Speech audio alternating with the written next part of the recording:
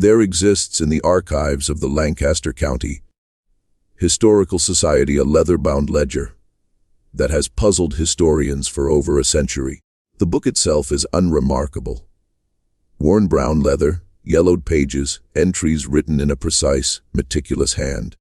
But the contents of this ledger tell a story so disturbing, so carefully concealed that it challenges everything we believe about the nature of family, respectability, and the lengths to which people will go to protect their secrets.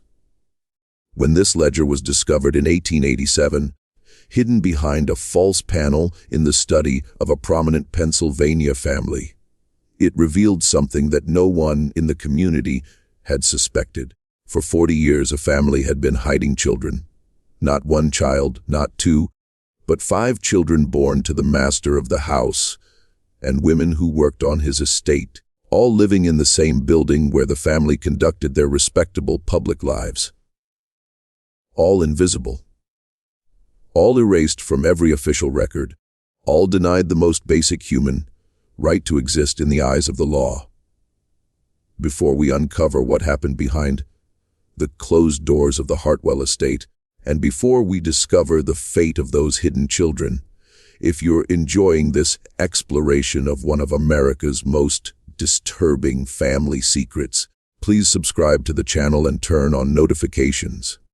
Now, let us step back in time to the year 1840 and begin to understand how such a deception could have taken root and how it would grow year after year until it became a shadow that consumed everyone it touched. The Hartwell property stretched across nearly 230 acres of some of the most fertile farmland in Lancaster County, Pennsylvania. The main house, constructed in 1798 of deep red brick that had darkened with age, stood on a gentle rise that overlooked a valley dotted with smaller farms and the winding creek that had originally attracted settlers to the region. The house itself was substantial, 3 stories tall, with a widow's walk on the roof and wide porches that wrapped around 2 sides of the structure. Large windows framed in white painted wood looked out over the grounds.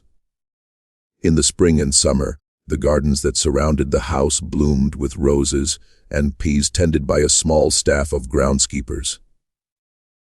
In the winter, the house seemed to withdraw into itself, becoming a fortress of dark brick and shuttered windows. By the year 1840, the Hartwell estate had been in the family for 3 generations. The original Hartwell, a man named Thomas, had purchased the land in 1762 when it was still largely wilderness and had built a modest farmhouse on the property. His son, also named Thomas, had expanded the holdings and constructed the brick house that still stood in 1840. And his son, Nathaniel Hartwell, had inherited the property in 1815 and had transformed it into something far more substantial than a mere farm. Nathaniel Hartwell was a man of considerable ambition and considerable ruthlessness. He was born in 1780, the eldest son of Thomas Hartwell the Younger, and from an early age he had shown an aptitude for business and a willingness to do whatever was necessary to advance his interests. He had expanded the family's land holdings through a series of shrewd purchases, and some whispered through the exploitation of neighbors who had fallen into financial difficulty. He had established a grain mill along the creek, which had become quite profitable, grinding grain not only from his own fields, but from the farms of his neighbors as well. He had invested in the construction of a new road that connected Lancaster to the surrounding countryside, a project that had increased the value of his property considerably. And he had cultivated relationships with the most prominent families in the region, attending church regularly, making generous donations to charitable causes, and hosting elaborate dinners at which the most important people in the county were entertained. To those who knew him in public, Nathaniel Hartwell was a model of respectability. He was a man of principle, or so it seemed. He spoke eloquently about the importance of morality and virtue. He was known for his stern views on the proper conduct of servants and workers. He believed in the importance of discipline and order. He was a man who seemed to embody all of the virtues that his society held most dear. But those who worked for him knew a different Nathaniel Hartwell. The servants in his household spoke of a man who was exacting to the point of cruelty, who kept meticulous records of every penny spent, who seemed to view the world through the lens of profit and loss. The farm workers who labored on his land spoke of a man who drove hard bargains and who showed little sympathy for those who fell behind on their debts. The women who worked in his house spoke of a man whose eyes lingered too long, whose hands sometimes strayed where they should not have, whose power over them was absolute and unquestioned. Nathaniel had married Catherine Ashton in 1805, a marriage that had been arranged by their families to consolidate property and social position. Catherine came from a respectable Philadelphia family, the daughter of a merchant who had made his fortune in the import trade. She was educated, refined, and accustomed to luxury. She was also, by all accounts, profoundly unhappy. Catherine had borne Nathaniel 3 children: William, born in 1825, Margaret, born in 1827, and Thomas, born in 1830. Of these 3, only William had survived to adulthood. Margaret had died of scarlet fever at the age of 4, and Thomas had been stillborn, a tragedy that had sent Catherine into a depression from which she never fully recovered. After the birth of the stillborn Thomas, Catherine had withdrawn almost entirely from public life. She spent her days in the upper rooms of the house, tended by servants, rarely venturing out even for church services. The servants whispered that she had never recovered from the trauma of her losses, that her mind had been damaged by grief, that she was no longer capable of fulfilling her duties as a wife and mother.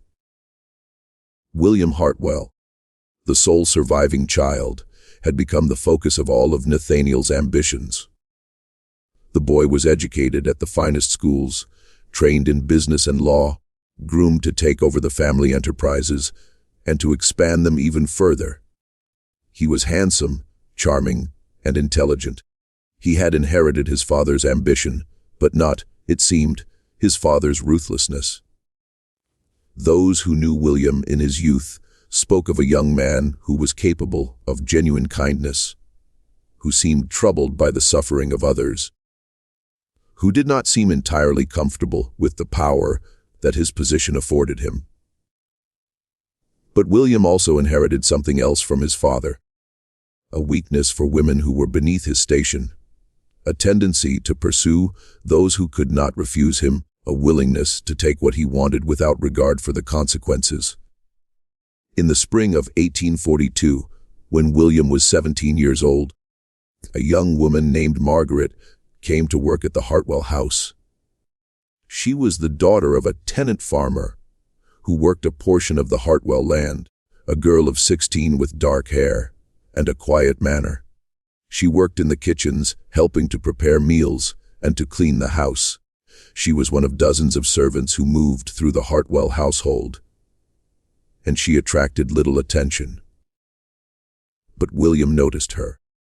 He noticed the way she moved, the way she looked at him when she thought he was not watching, the vulnerability that seemed to surround her like an aura, and he pursued her with the single-minded determination that characterized everything he did. The seduction, if it could be called that, was brief and brutal. Margaret had no power to refuse the master's son. She was dependent on her position in the household for her livelihood and the livelihood of her family. When William made his intentions clear, she had no choice but to submit. The encounters took place in the servants' quarters, in the cellars, in the shadowed corners of the house, where no one would see them. They lasted for several months until Margaret realized that she was pregnant. The discovery of Margaret's pregnancy sent shock waves through the household. The servants whispered about it constantly, though they were careful to do so only when they were certain that Nathaniel would not hear them. The implications of the situation were clear to everyone. William had fathered a child with a servant girl, and the scandal threatened to destroy the family's carefully cultivated reputation. Nathaniel's response was swift and calculated. He called William into his study and confronted him with the facts. William, faced with his father's anger and disappointment, confessed everything. He had not intended for this to happen. He said he had been foolish, weak, overcome by passion. He begged his father's forgiveness and asked what he should do. Nathaniel's solution was both practical and deeply disturbing. He would not allow the scandal to become public. The family's reputation was too important, too carefully built, too valuable to be destroyed by the indiscretion of a foolish boy. But neither would he simply cast Margaret and her unborn child out onto the street. That would be cruel. And Nathaniel, whatever his other faults, prided himself on being a rational man, a man who understood that cruelty was often inefficient. Instead, Nathaniel devised a plan. Margaret would be brought into the household as a servant, which she already was, and she would give birth in secret. The child would be born in the house in the servants' quarters, attended by a midwife who could be trusted to keep silent. The child would be raised in the house, but it would be kept hidden from the world. It would not be registered with the church. It would not be listed in any official census. It would not be allowed to leave the property. It would exist in a kind of legal limbo. Neither slave nor free, neither family nor servant, but something altogether different. Margaret herself was given a choice, though it was hardly a choice at all. She could accept Nathaniel's offer of a modest sum of money, the 50, a sum that seemed substantial to someone of her station, but that was a pittance to Nathaniel, and disappear. She could go back to her family, or she could try to make a new life for herself somewhere else. Or she could stay in the house, care for her daughter, and maintain absolute silence about what had happened. If she chose to stay, she would be given a small room in the servants' quarters, adequate food and clothing, and a modest wage. But she would never be able to leave. She would never be able to speak of her daughter to anyone. She would never be able to acknowledge the child as her own in any public way. Margaret, faced with this impossible choice, chose to stay. Perhaps she loved her daughter too much to abandon her. Perhaps she feared what would happen to the child if she left. Feared that Nathaniel would find some way to punish the girl for her mother's departure. Perhaps she simply had nowhere else to go, no family who would take her in, no prospects for a better life anywhere else. Whatever her reasons, she accepted Nathaniel's terms. The child, a daughter, was born in November of 1842. She was named Elenina, though this name was known only to Margaret, to Nathaniel, to William, and to the handful of servants who had been present at her birth, and who had been sworn to secrecy. To the rest of the world, Elenina did not exist. Elenina's early years were spent almost entirely in the servants' quarters and the hidden spaces of the Hartwell house. She was fed and clothed adequately, though never lavishly. She was kept clean and healthy, though she was rarely allowed to go outside. She was taught to be quiet, to move silently through the house, to hide when visitors came, to exist in the margins of her own family's life. Margaret, Elenina's mother, devoted herself entirely to her daughter's care and education. She taught the girl to read and to write using a primer that she had managed to acquire. She taught her to speak properly, to conduct herself with dignity, to understand the world around her. Even though she was denied the ability to participate in it, she told her stories of the world beyond the house, of places she had seen, of possibilities that might exist for her daughter if circumstances were different. But Margaret also taught Eleanor the truth about her situation. She did not try to shield the girl from the reality of her circumstances. She explained as gently as she could that Eleanor was the daughter of William Hartwell, that her birth had been a scandal, that she could never be acknowledged as a member of the family. She explained that Eleanor's existence was a secret that had to be kept, that the safety and security of everyone in the household depended on Eleanor's silence and invisibility.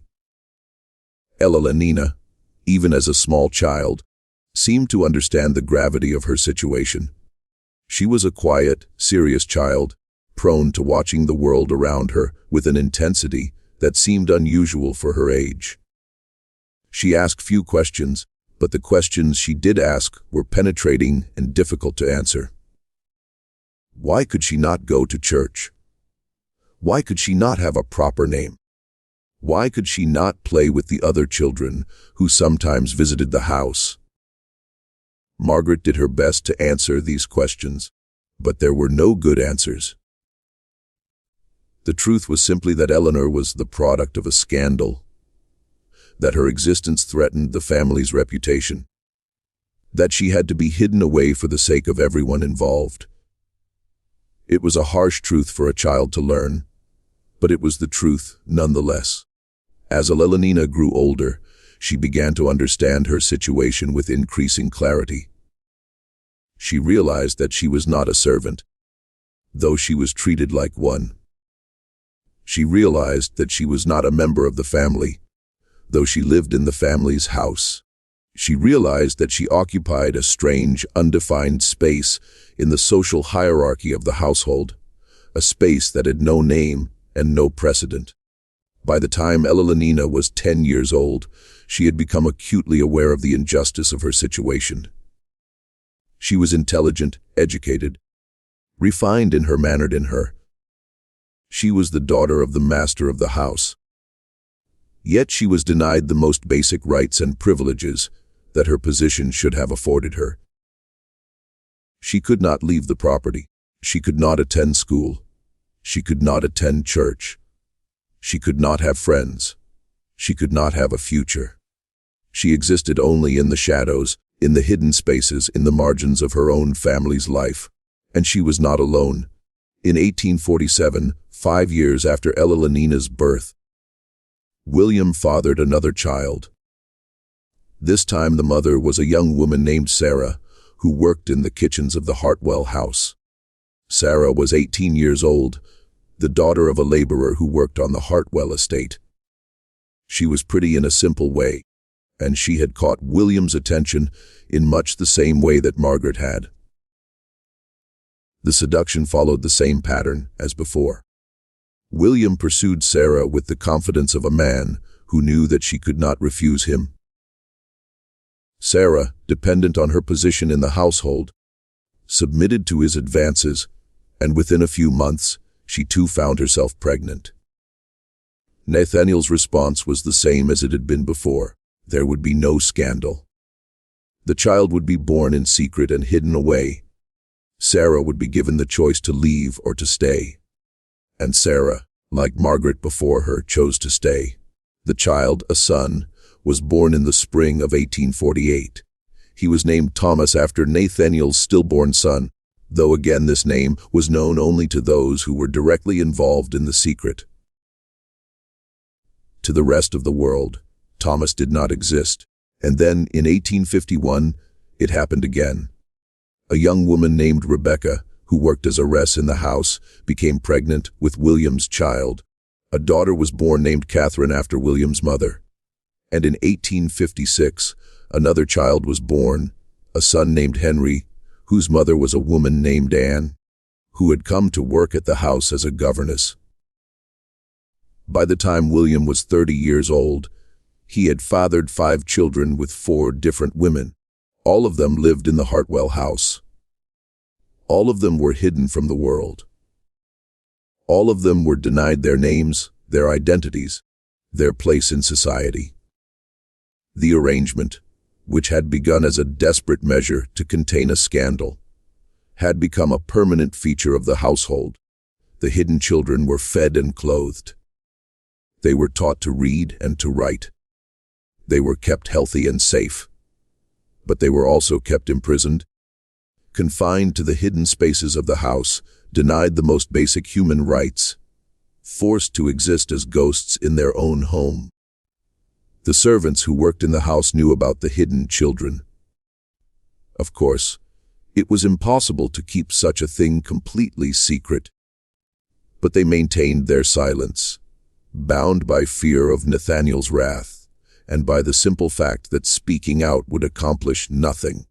The social order of the time was such that the word of servants counted for nothing against the word of a respectable gentleman.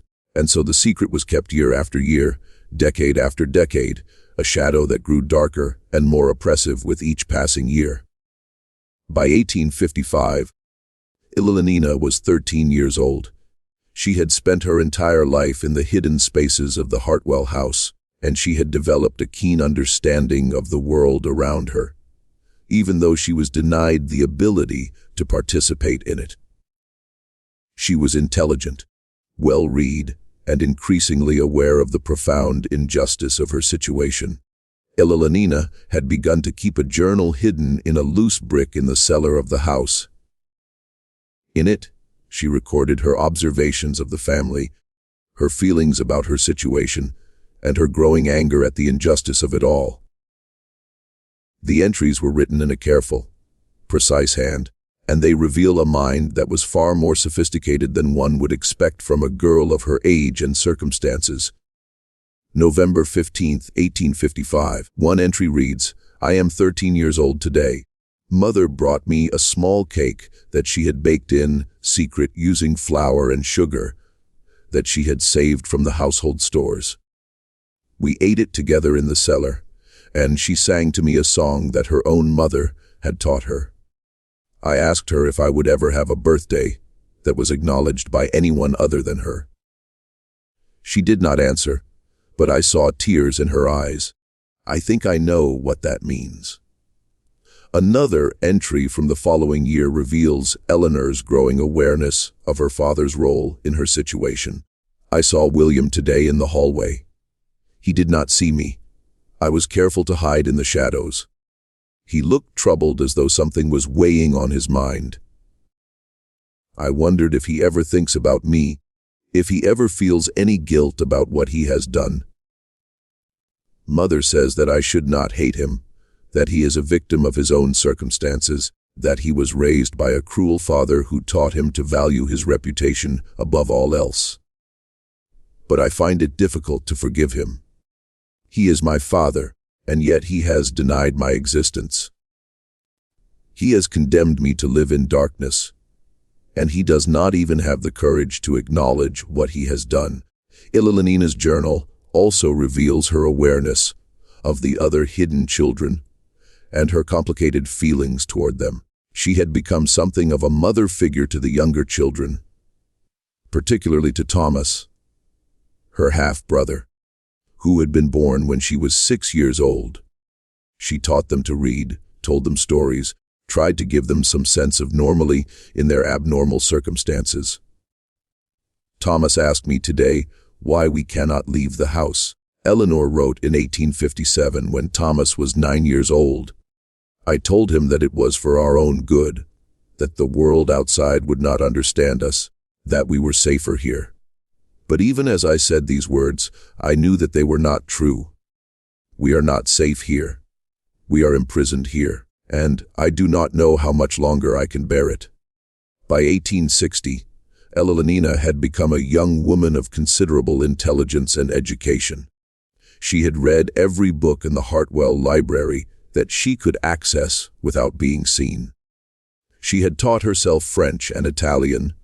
By studying old books that she had found in the attic, she had developed a sophisticated understanding of history, literature, and philosophy, and she had become increasingly bitter about the injustice of her situation.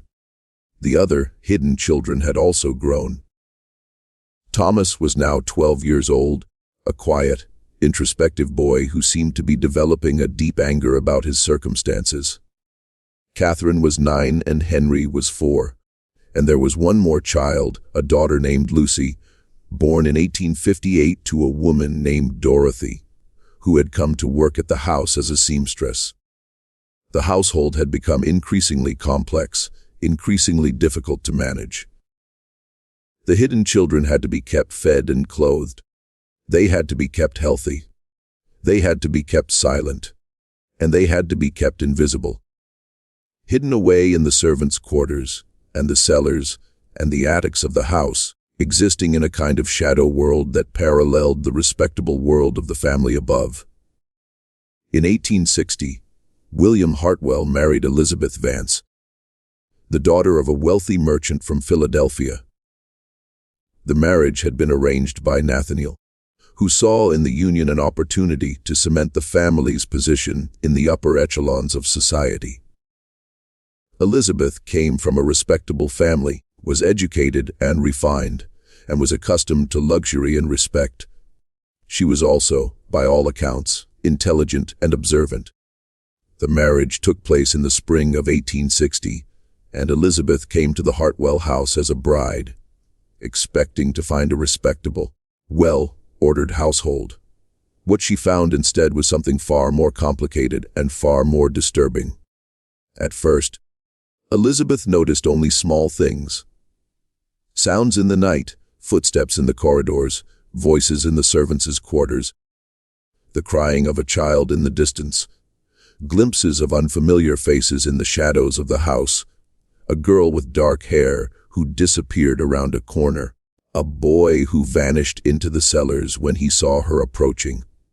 Questions asked by servants that suggested knowledge of things that should have been unknown to them. Elizabeth was intelligent, and she began to piece together fragments of the truth. She noticed that there were more people being fed in the household than there were servants on the official payroll.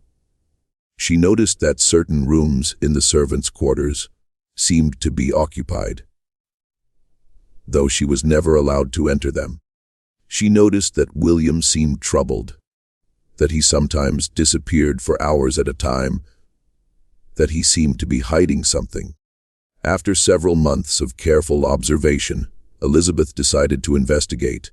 She began to explore in Virginia's the house more thoroughly, to ask questions of the servants, to try to understand what was really going on behind the respectable facade of the Hartwell household. The confrontation came in the spring of 1861 on a night when William was away on business in Philadelphia. Elizabeth, unable to sleep, was walking through the corridors of the house when she heard sounds coming from the library. She followed the sounds and found Elenina there, reading by candlelight. The girl was clearly not a servant. She was too educated, too refined in her manner, too obviously a member of the family, and yet she was being hidden, treated as though she were something shameful. Elizabeth's first instinct was shock. Her second was anger. She demanded to know who the girl was, what she was doing in the library, why she was being hidden away in the house, like some kind of criminal. Elenina, faced with this unexpected confrontation, did not try to lie. She was tired of lying, tired of hiding, tired of pretending that she did not exist. She told Elizabeth everything: her birth, her mother, her father, the arrangement that Nathaniel had made to keep her hidden. She told Elizabeth about the other children, about the secret that had been kept for nearly 2 decades, about the injustice of her situation. Elizabeth listened to Elenina's story with a mixture of horror and fascination. She understood immediately the implications of what she was hearing. If this was true, if William had indeed fathered a child with a servant, if he had been hiding the child away in the house for nearly 20 years, then the entire foundation of her marriage was built on a lie. She had married a man who was capable of such deception, such cruelty, such profound moral corruption. When Elenina finished her story, Elizabeth sat in silence for a long time. Then she asked to meet the other hidden children. Elenina hesitantly agreed.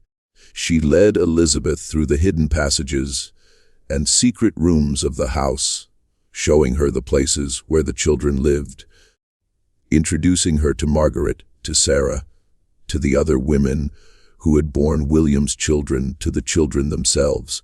Elizabeth spent the entire night learning the truth about the Hartwell household. By the time dawn broke, she had a complete understanding of the deception that had been taking place, and she was faced with an impossible choice. She could expose the truth, could destroy the family's reputation and her own marriage, or she could keep the secret and become complicit in the injustice that was being perpetrated against these innocent children. When William returned from Philadelphia the following day, Elizabeth confronted him. She told him that she knew the truth, that she had met Eleanor and the other children, that she understood the full extent of the deception that had been taking place. She demanded an explanation. William, faced with his wife's direct questioning, had little choice but to tell her the truth. He explained the circumstances of Elenina's birth, the decision made by Nathaniel to keep her hidden, the arrangement that had been in place for nearly 2 decades. He explained about the other children, about the women who had borne them, about the impossible situation in which he found himself. He asked Elizabeth to keep the secret, to understand that revealing it would destroy the family's reputation and cause immeasurable harm to the innocent children involved. He told her that he had never wanted this situation to exist, that he had tried to resist his father's will, but that he had been powerless to prevent it. He told her that he was ashamed of what he had done, that he lived with the guilt of it every day, that he would do anything to make things right if he could. Elizabeth's reaction was complex and deeply human. She was horrified by what she heard, appalled by the deception and the injustice of it. Yet, she was also a woman of her time, bound by the social conventions that made such situations possible in the first place. She could not simply walk away from her marriage, could not expose the family without destroying herself in the process. And so, after a period of anguished consideration, she agreed to keep the secret, but with conditions.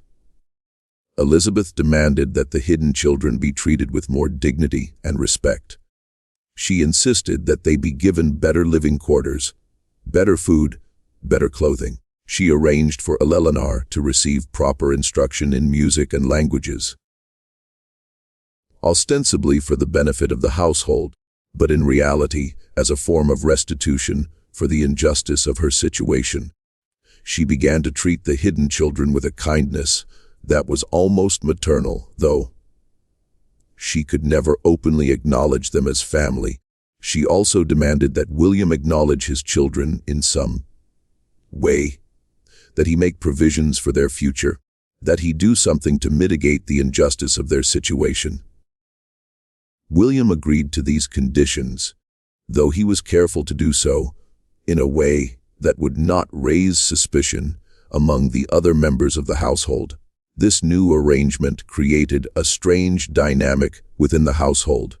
The servants began to notice that the hidden children were being treated differently, that they were no longer confined to the servants' quarters, that they were being educated and refined. Rumors began to spread.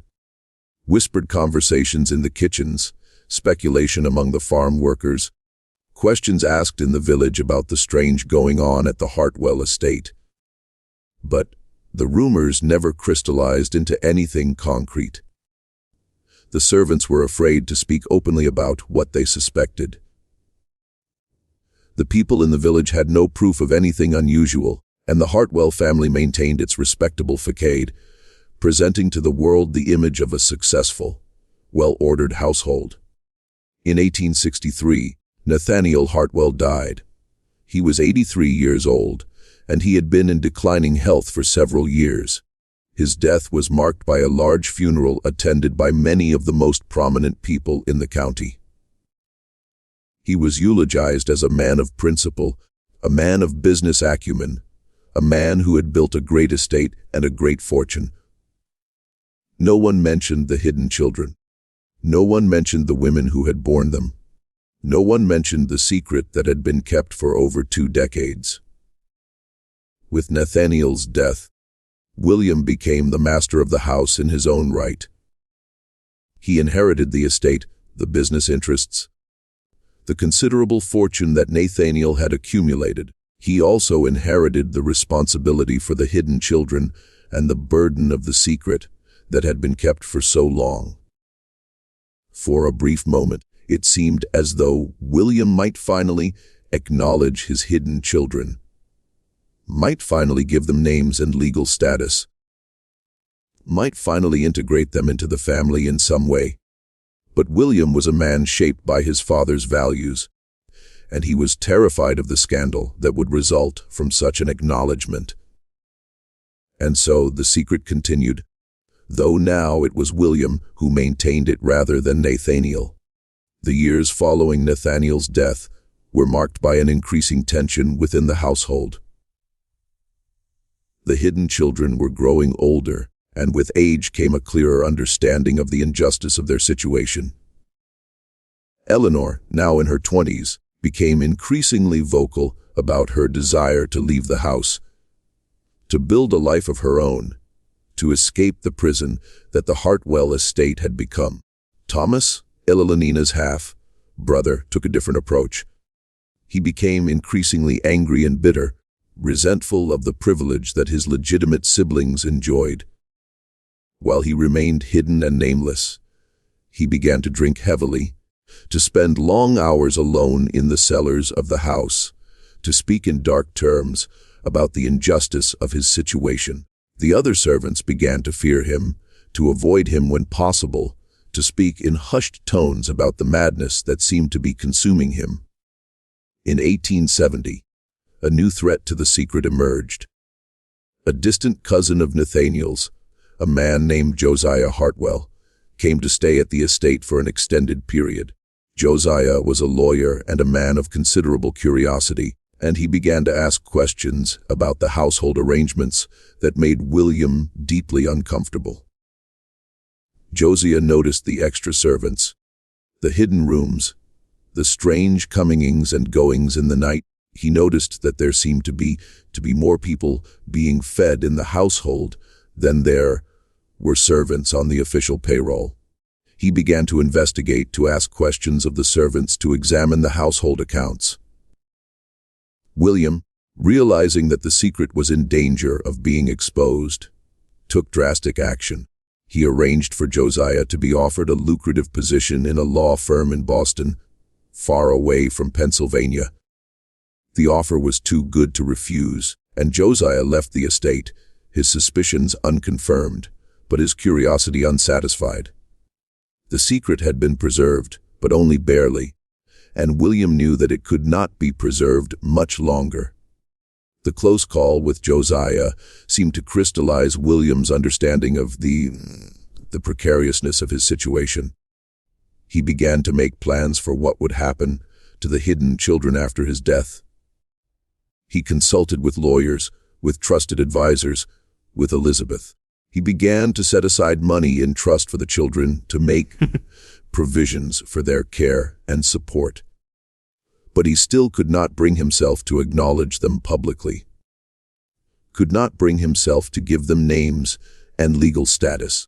The crisis came in the autumn of 1875 when Eleanor, now 53 years old, made a decision that would change everything. She had spent her entire life in hiding, had sacrificed her own happiness and her own future for the sake of the family's reputation. She had watched her half-siblings grow up and leave the house, had seen them marry and have children of their own, had seen them build lives in the world, while she remained trapped in the shadows. Eleanor had also watched her mother age and decline. Margaret, who had borne her when she was just 16 years old, was now in her late 60s, her health failing, her strength diminishing. Eleonina knew that her mother did not have many years left, and she was determined that her mother would not die without seeing some acknowledgement of the life that she had lived, some recognition of the sacrifice that she had made. Eleonina decided that she could no longer bear the injustice of her situation. She wrote a letter to William, a letter that was both a plea and a demand. In it, she laid out the facts of her life, her birth, her hidden existence, her education, her suffering. She demanded that William acknowledge her as his daughter, that he give her a name and a legal status, that he allow her to leave the house and build a life of her own. She gave him 1 month to comply with her demands, and she warned him that if he refused, she would go to the authorities and expose the entire secret herself. The letter was delivered to William on a cold October morning. He read it in his study, his hands trembling, his heart pounding. He knew that Eleonina was serious, that she had the means to expose the secret, that she would follow through on her threat if he did not comply. William was thrown into a state of panic. He consulted with lawyers, with trusted advisors, with his wife. All of them told him the same thing. If Eleanor's story became public, it would be a scandal of unprecedented proportions. It would raise questions about the legitimacy of his own children, about the validity of his marriage, about the entire foundation of his wealth and status. It would destroy everything he had built, but William also understood something else. Eleonina was right. The injustice of her situation was real and profound, and it could not be justified by appeals to social convention or family reputation. He was trapped between two impossible choices: acknowledge Eleanor and risk destroying his family, or refuse her and risk having the secret exposed anyway. William spent sleepless nights wrestling with his conscience. He walked through the corridors of the house, past the hidden rooms where his illegitimate children lived, and he was forced to confront the reality of what he had done. He had fathered 5 children and had denied them all the basic rights and privileges that should have been theirs by birth. He had allowed them to be hidden away, to be treated as shameful secrets, to be denied their names and their identities. And now one of them was demanding that he acknowledge what he had done. In the end, William made a choice that was neither fully one nor the other. He agreed to acknowledge Eleonina as his daughter, but only in a limited way. He would provide her with a modest income, enough to allow her to live independently. He would help her establish herself in a small house in Lancaster, where she could live a quiet life. But he would not publicly acknowledge her, would not give her the Hartwell name, would not introduce her to society as his daughter. It was a compromise that satisfied no one, but it was the best that William could offer. Eleanor accepted the arrangement, though it was clear from her letters that she did so with deep reluctance and continuing anger. She left the Hartwell house in the winter of 1876, taking with her the journal she had kept for so many years, a record of her hidden life and her family's deception. She took with her also a small trunk containing the few possessions that she had accumulated over the years, some books, some clothing, some letters from her mother. The departure of Eleonina from the Hartwell house was marked by a strange mixture of emotions. Margaret, her mother, wept as she watched her daughter leave. She had devoted her entire life to Eleanor's care, had sacrificed her own future for her daughter's sake, and now she was losing her. But she also understood that Eleanor's departure was necessary, that her daughter could not spend the rest of her life imprisoned in the house, that Eleanor deserved the chance to build a life of her own, however limited that life might be. William watched Eleanor leave with a sense of profound relief mixed with deep guilt. He had managed to contain the scandal, to prevent the secret from being exposed. But he had done so at the cost of acknowledging his daughter, of admitting to himself and to his wife the full extent of his moral failure. And he knew that the secret was still in danger, that there were still other hidden children in the house, that the arrangement that Nathaniel had created could not survive much longer. But Eleanor's departure did not end the crisis. In fact, it intensified it. Thomas, Elenina's half-brother, saw in her departure a betrayal of the family secret. He became convinced that Eleanor would eventually expose the truth, that she would write letters to the newspapers, that she would speak to anyone who would listen. His drinking increased, and his mental state deteriorated. He began to speak openly to the servants about the injustice of his situation, about the hidden children, about the lies that the family had been living. Thomas had always been a troubled young man, but in the years following Elenina's departure, his troubles deepened into something that resembled genuine madness.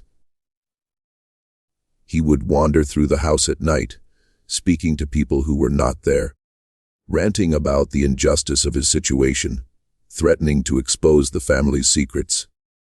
He became violent at times, breaking things, shouting at the servants, creating scenes that terrified everyone in the household. William, desperate to prevent the secret from being exposed, made a decision that would haunt him for the rest of his life. He arranged for Thomas to be committed to an asylum, claiming that his half-brother was suffering from a mental illness that made him dangerous to himself and others. Thomas was taken away in the spring of 1877, and he would spend the rest of his life in that institution, his story untold, his voice silenced.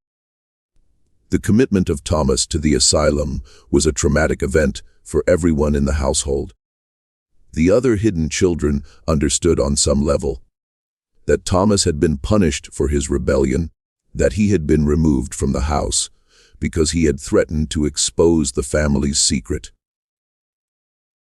They understood that they too could be removed, that they too could be silenced if they became too troublesome.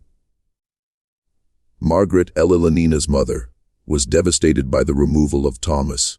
She had watched him grow from a quiet, introspective boy into an angry, troubled young man. She had tried to help him, to counsel him, to guide him toward acceptance of his situation.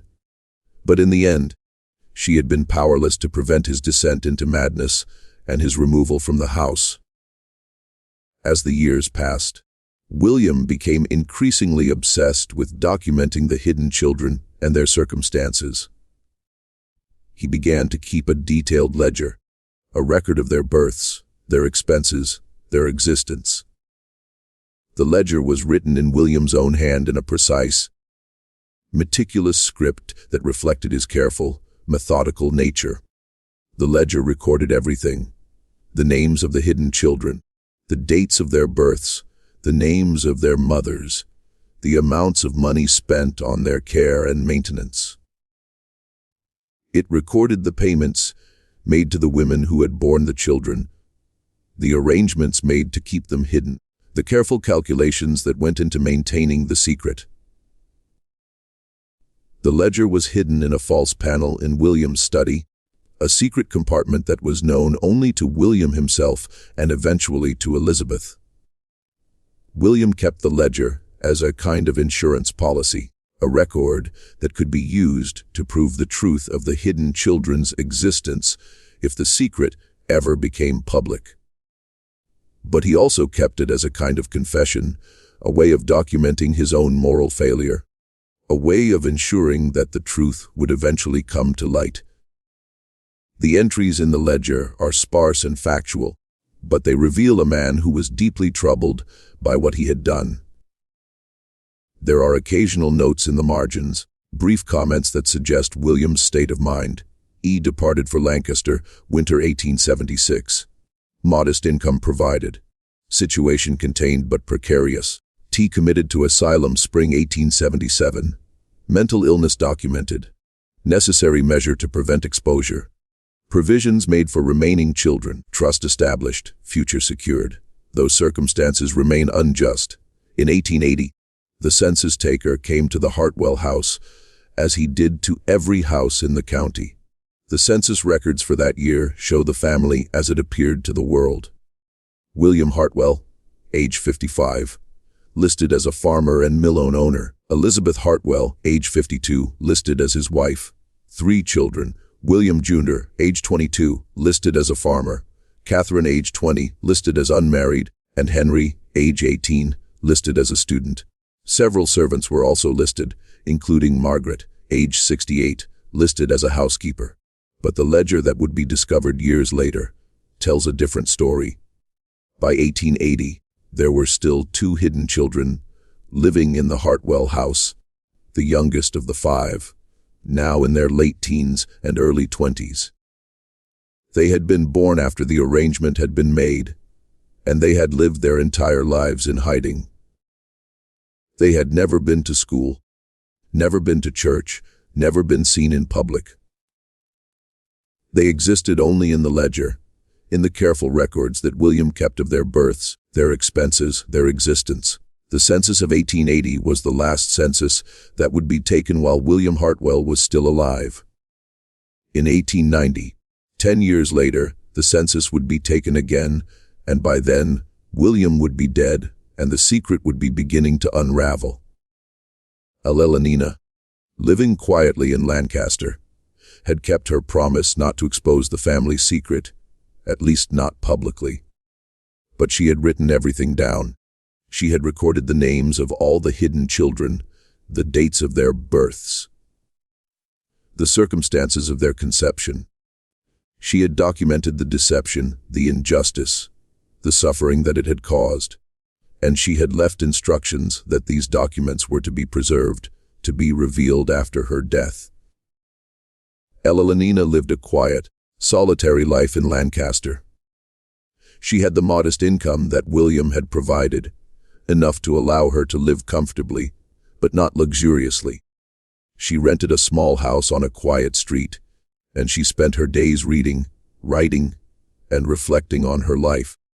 She made no attempt to build a social life, to make friends, to integrate herself into the community of Lancaster. She was a woman without a name, without a family, without a place in society. She was in many ways still imprisoned, still hidden, still denied the basic human connections that most people took for granted. But she was also, for the first time in her life, free. She was free to leave her house whenever she wanted. She was free to walk through the streets of Lancaster without fear of being discovered. She was free to make her own choices, to determine her own future, to live her own life. Eleanor spent much of her time writing. She wrote letters to her mother, letters that were carefully smuggled into the Hartwell house by trusted servants.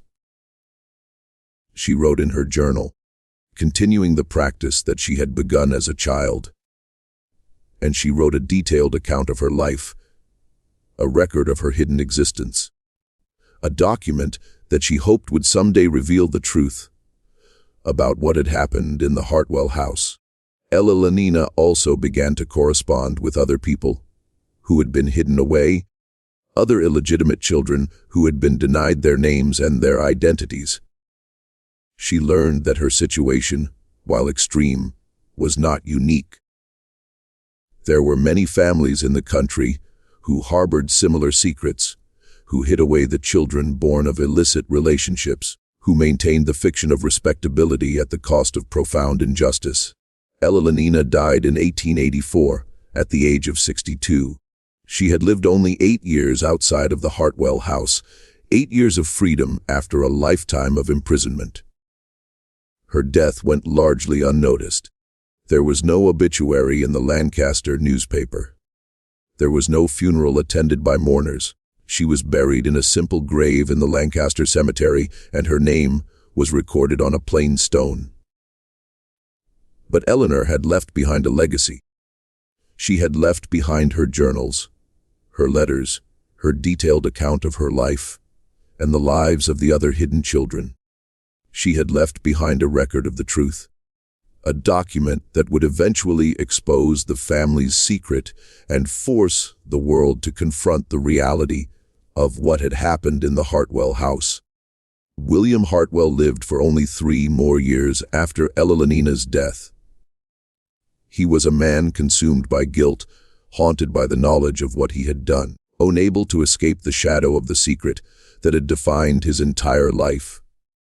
In his final years, William became increasingly withdrawn. He spent less time on the business affairs of the estate and more time in his study, reading, writing, reflecting on his life. He made additional provisions for the remaining hidden children, increasing the amounts of money set aside in trust for them, making arrangements for their care after his death.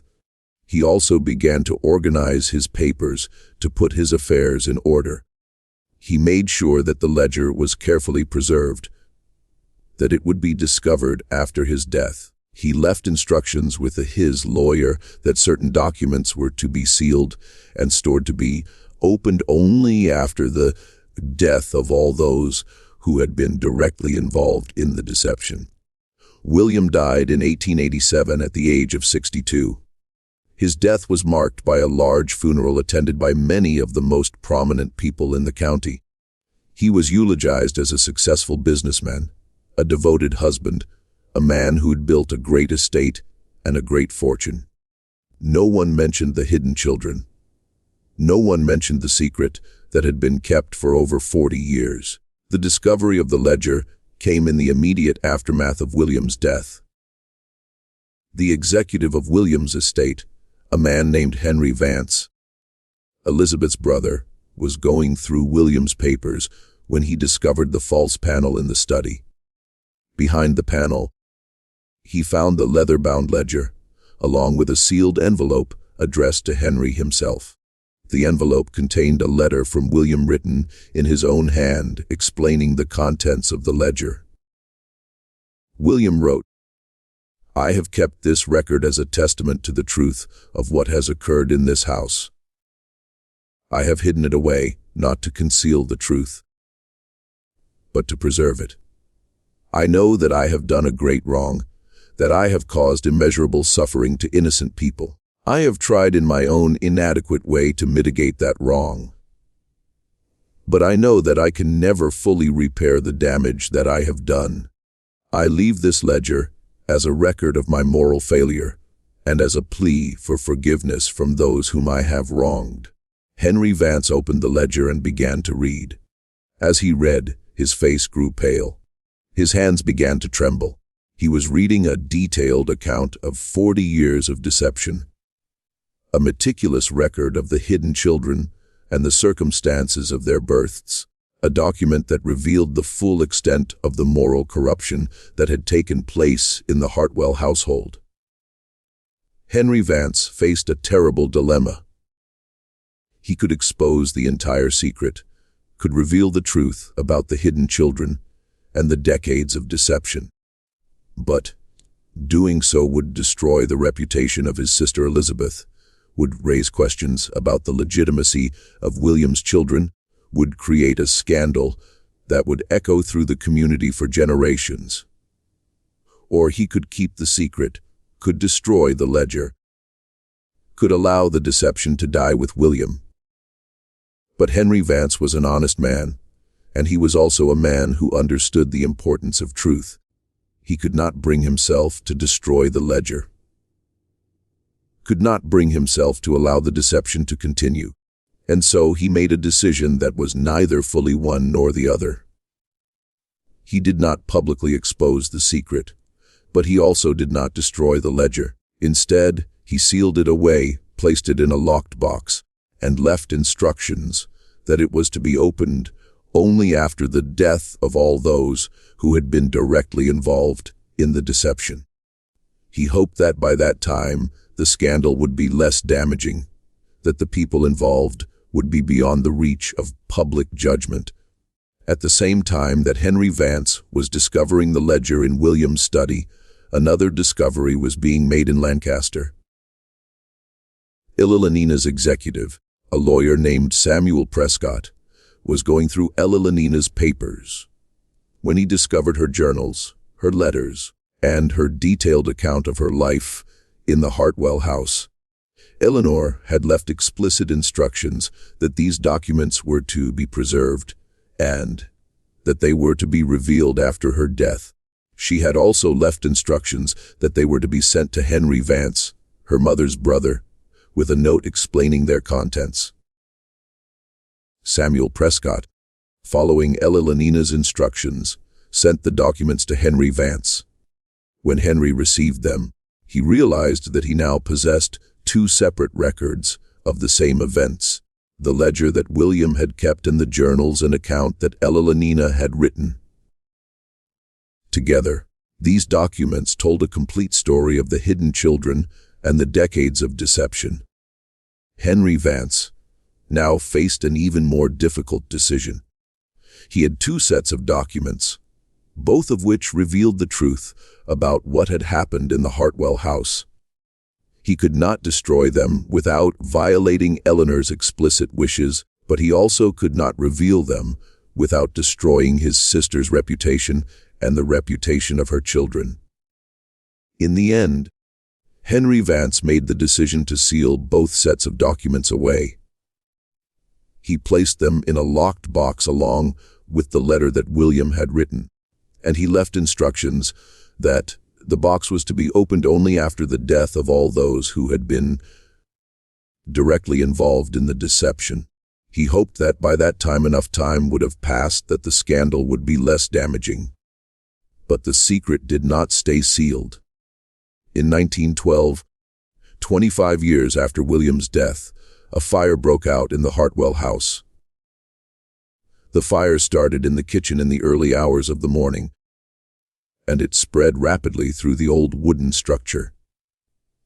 The servants and the remaining members of the household were evacuated safely, but the house itself was severely damaged. In the chaos of fighting the flames, the locked box containing Ella Lenina's documents and the ledger was discovered by a firefighter. The documents were damaged, but still legible, and word of their existence began to spread through the community.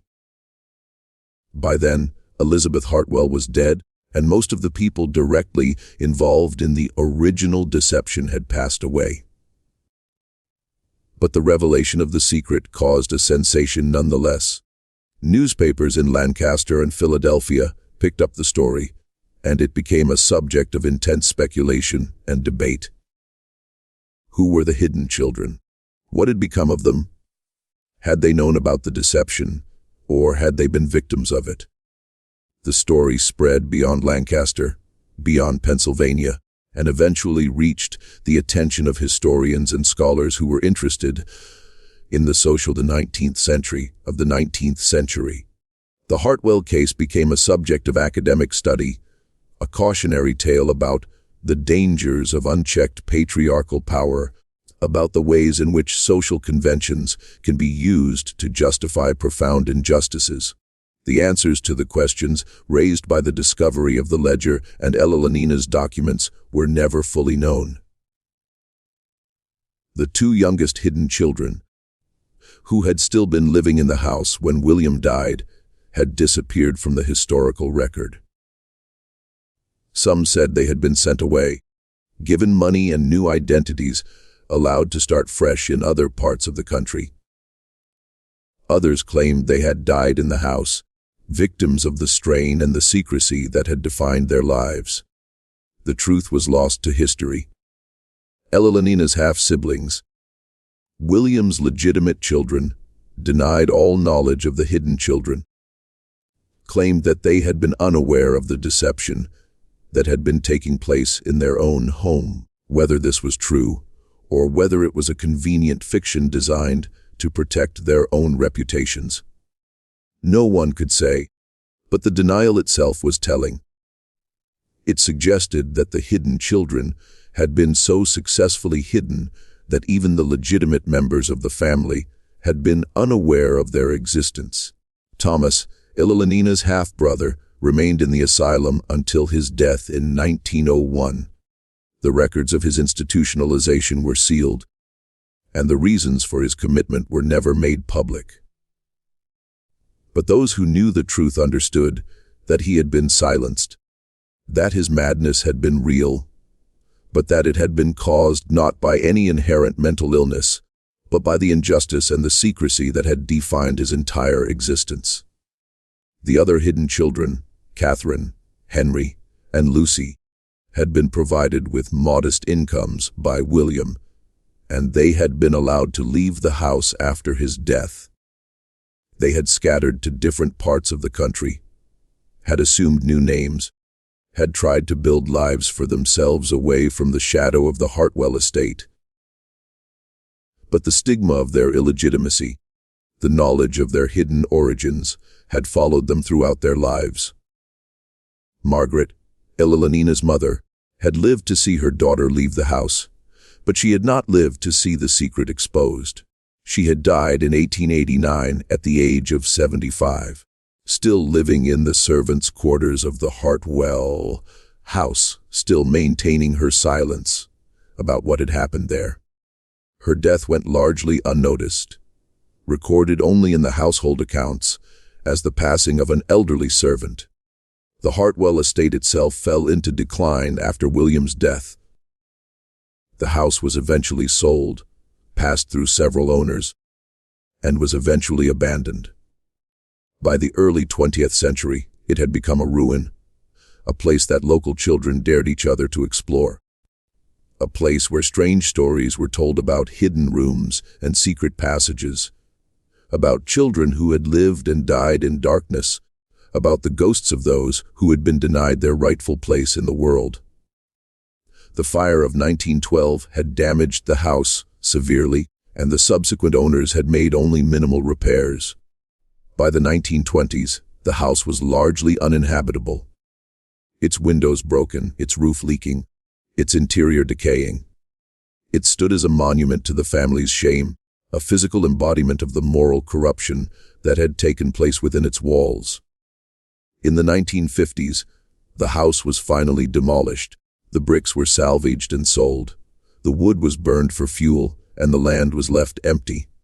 Today, there is nothing left of the Hartwell house, except for a few scattered stones, and the memory of what had taken place there.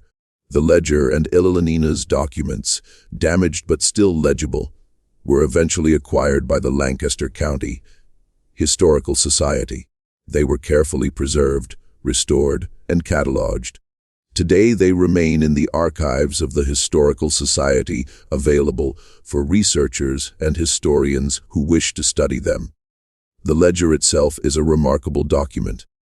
It is written in William's precise, meticulous hand, and it records not only the births of the hidden children, but also the expenses associated with their care and maintenance. There are entries for food, for clothing, for medical care. There are entries for payments made to the women who had borne the children. There are entries for the costs of maintaining the secret, payments to servants to ensure their silence, expenses for the hidden rooms and passages that had been constructed to conceal the children. But the most remarkable entries are the brief notes that William had written in the margins. Comments that reveal his state of mind, his guilt, his awareness of the injustice of what he had done. E. born November 1842. Mother M. age 16. Arrangement made, necessary but unjust. T. born April 1848. Mother S. age 18. Pattern established. Situation deteriorating. Provisions made for all children. Trust established. Future secured. Though circumstances remain unjust. Ililanina's journals are equally remarkable. They provide a window into the inner life of a woman who was denied everything that society promised to its members. Her words are measured and controlled, but they carry an undercurrent of profound suffering and injustice. She writes about her love for her mother, about her complicated feelings toward her father, about her anger at the world. that had deemed her unworthy of acknowledgement. One entry dated in 1870, when Ella was 28 years old, reads, "I am now a woman of considerable education and refinement. I have read more books than most people will read in a lifetime. I can speak French and Italian. I can play the pianoforte. I can discuss philosophy and history with anyone. And yet I am denied the most basic right, the right to exist in the eyes of the law. I am denied the right to marry, to have children of my own, to build a life in the world. I am a ghost in my own home, and I do not know how much longer I can bear it." The Hartwell case became a subject of historical study, a cautionary tale about the dangers of unchecked, patriarchal power, about the ways in which social conventions can be used to justify profound injustices. Historians have debated the motivations of the various actors in the drama. Whether Nathaniel Hartwell was a monster or simply a man of his time, whether William was a victim of his father's choices or a perpetrator of injustice in his own right, whether Elizabeth was a hero for her kindness to the hidden children or complicit in their suffering by her silence. Some historians have argued that the Hartwell case was not unique, that it was simply one example of a widespread practice among the wealthy and powerful in the 19th century. They point to other documented cases of hidden children of illegitimate offspring who were denied their names and their identities, of women who were coerced into bearing children and then cast aside. Others have argued that the Hartwell case was exceptional, that the systematic nature of the deception, the careful documentation of the hidden children, the 40-year duration of the secret, all set it apart from other cases of illegitimacy and hidden children. What is clear is that the Hartwell case raises important questions about the nature of family, about the meaning of legitimacy, about the ways in which social conventions can be used to perpetrate injustice. It forces us to confront uncomfortable truths about our own history, about the ways in which power has been used to silence and to hide, about the human cost of maintaining appearances. Perhaps the most important question raised by the Hartwell case is the one that Ella herself posed in her journal. What does it mean to be human, to have a name, to have a place in the world? The hidden children of the Hartwell family were denied these things, not because they were inferior or unworthy, but because their existence threatened the comfortable fictions upon which their family's reputation was built. They were sacrificed on the altar of respectability, their lives rendered invisible, so that others might maintain the illusion of propriety. The ledger and Ella documents provide us with a rare glimpse into the inner workings of a family that was willing to perpetrate profound injustice in order to maintain its reputation. They show us the mechanisms by which such injustice was maintained. The careful documentation, the payments to ensure silence, the construction of hidden spaces, the systematic denial of the children's existence. But they also show us something else. They show us the humanity of those who were victimized by the injustice. Ella journals reveal a woman of intelligence, sensitivity, and moral courage. Margaret's letters reveal a mother who loved her daughter deeply and who was willing to sacrifice everything for her sake. Even Thomas, in his madness and his anger, reveals a human being who was struggling against the injustice of his situation, who was unable to accept the denial of his existence. The Hartwell case reminds us that history is full of hidden stories of lives lived in darkness, of truths that have been buried and forgotten. It reminds us that the comfortable narratives that we tell ourselves about the past often conceal darker realities. And it reminds us that the people who were victimized by injustice were not passive victims, but active agents in their own stories, struggling against the forces that sought to deny their humanity. The fate of the hidden children of the Hartwell family remains in many ways a mystery. The two youngest children, who were still living in the house when William died, disappeared from the historical record. Some researchers have suggested that they were sent away with new identities, given money and instructions to start fresh lives in other parts of the country. Others have speculated that they died in the house, and victims of the strain and the secrecy that had defined their lives. Catherine, one of the hidden children, appears in the census records of 1890 as a woman living in Philadelphia, listed as a seamstress. She had apparently left the Hartwell house and had established herself in the city, where she lived a quiet, unremarkable life. She never married, never had children of her own. She died in 1912, the same year that the Hartwell house burned, and her death went largely unnoticed. Henry, another of the hidden children, appears in the census records of 1900 as a man living in New York, listed as a clerk in a law office. He had apparently used his education, which had been provided by Elizabeth Hartwell, to establish himself in a respectable profession. He married in 1895 and had 2 children of his own, but he never acknowledged his origins, never revealed the truth about his birth and his hidden childhood. He died in 1925, and the secret of his parentage died with him. Lucy, the youngest of the hidden children, appears in the census records of 1900 as a woman living in Boston, listed as a teacher. She had apparently used her education to build a respectable career for herself. She never married, never had children of her own. She lived a quiet, solitary life, much like Elenina had lived. She died in 1935, and her death went largely unnoticed. The other hidden children. Those born to the women who had borne William's children had scattered to different parts of the country. Some had established themselves in respectable professions. Others had struggled, had fallen into poverty, had lived lives marked by the stigma of their illegitimacy.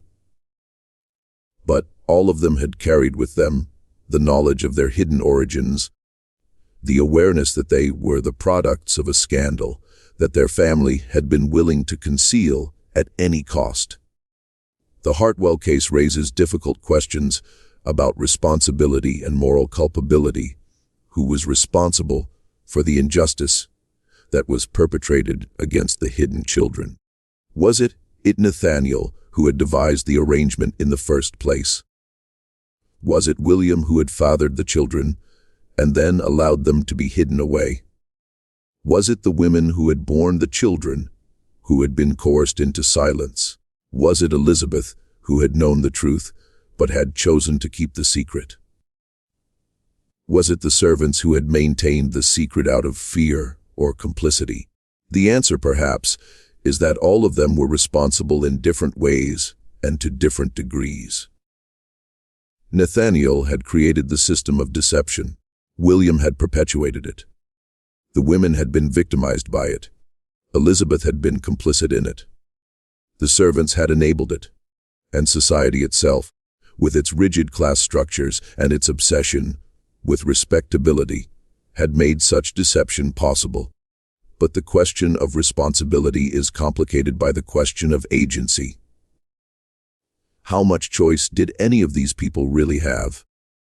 Nathaniel had been shaped by his own upbringing, by the values of his time, by the social structures that had made such deception possible.